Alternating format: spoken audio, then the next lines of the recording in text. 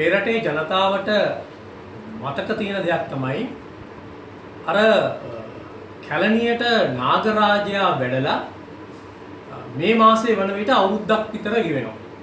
අපි දැක්කා පහුගිය අවුරුද්දේ තමයි ජනාධිපතිවරණයට කලින් ඒ කැලණියට නාගරාජයෙක් වැඩියා. එතකොට මේ නාගරාජයා වැඩියත් එක්කම අපි දැක්කා රටේ සාකච්ඡාවක් වුණා. අපි දැක්කා ඒ කැලණි විහාරයේ නායක හාමුදුරුවෝ කිව්වා රටට සෞභාග්‍ය උදා වෙන්න නියමිතයි. භාග්‍ය සම්පන්න නායකයෙක්, ජව සම්පන්න නායකයෙක් බලයටපත් වෙලා රටට සෞභාග්‍ය උදා වෙනවා. රටට කිරියෙන් පැණියෙන් ඉතිරිලා යන්න නියමිතයි කියලා.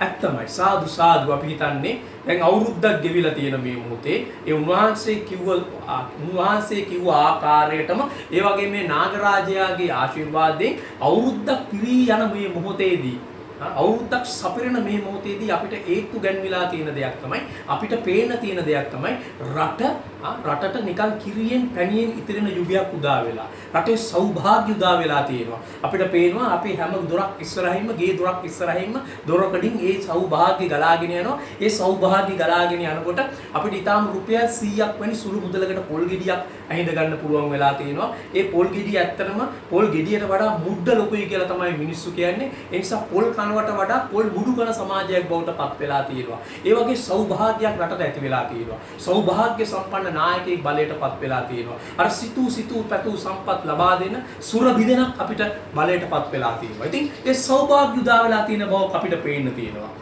සෞභාග්‍ය උදා වෙලා තිබෙන බවක් අපිට පේන්න තියෙනවා. ඒ සෞභාග්‍ය මං හිතන්නේ ජනතාවට වඩා ජනතාව දන්න විදිහට මෙවැනි ඊටාම අපහසු තාත්වයක් යටතේ මේ රෝගියක් වැළඳිලා සෞඛ්‍ය වශයෙන් අභියෝගාත්මක මොහොතක මේ අභියෝගාත්මක මොහොතක අපිට පේන්න තියෙන දෙයක් තමයි ඒ ආණ්ඩුව බලයට පත් කරපු එහෙම නැත්නම් නාගරාජයා වඩම්මන ඒ මාධ්‍ය සංදර්ශනයට අනුග්‍රහය ලබා දීපු ඒ මාධ්‍ය මුදලාලිලාට මේ ආණ්ඩුවට සක්ක ගහපු ඒ ආණ්ඩුවේ මාධ්‍ය උපදේශක මුදලාලිලාට සාදු සාදු රට කිරියෙන් පැණියෙන් ඉතිරිලා යනවා. කොරෝනා ධනවාදය ගලාගෙන යනවා. මේ ආණ්ඩුවට උදව් කරන මේ ආණ්ඩුවේ සහායකයන්ට ඒ උපදේශකයන්ගේ රෝහල් වලට ඒ රෝහල් වල PCR පරීක්ෂණ වලට පෞද්ගලිකව PCR පරීක්ෂණ කරන්න ඉඩ දීලා ඕනෑ තරම් සල්ලි හම්බ කරන්න අවස්ථාව ලබා දීලා තියෙනවා. කොරෝනා ධනවාදය පිරී ඉතිරි ගලා යමින් තිබෙන්නේ. ඒක තමයි රටට අත් වෙලා තියෙන සෞභාග්‍ය මේ අවුරුද්දක් ඇතුළත. ඒ වගේම අපිට පේන දෙයක් තමයි දැන් මේ ජනතාව අවසානයේදී ජනතාව වැරදිකරුවන් බවට පත් වෙමින් තිබෙනවා. අපි ඊයේ ජනාධිපතිවරයාගේ කතාව ඇහුවාම අපිට වැටහුණු දෙයක් තමයි ජනාධිපතිවරයා කියනවා මේ රෝගය මෙවැනි තත්වයකට පත් වෙලා තියෙන්නේ. මේ වසංගතය මෙවැනි තත්වයකට පත් වෙලා තියෙන්නේ ජනතාවගේ ඉරෙස්පොන්සිබල් කම නිසායි කියන එක. ඒක නිකන් අපිට හරියට හිතෙන්නේ ඒ ජනාධිපතිවරයාගේ කතාව දිහා බැලුවාම අපිට හිතෙන්නේ දැන් මේ බ්‍රැන්ඩික්ස් ආයතනයට කොවිඩ් වසංගතය නැත්තම් මේ කොවිඩ් රෝගය බෝ කරලා තියෙන ජනතාව කඩාගෙන පැනලා බ්‍රැන්ඩික්ස් ආයතනයට කොවිඩ්-19 රෝගය බෝ කරපු අදහසක් තමයි අපිට ගන්න වෙන්නේ. එවැනි අදහසක් තමයි මේ ජනාධිපතිවරයා කතාවෙන් තියෙන්නේ. ජනාධිපතිවරයා කියන්නේ ජනතාව තමයි ඉරෙස්පොන්සිබල්.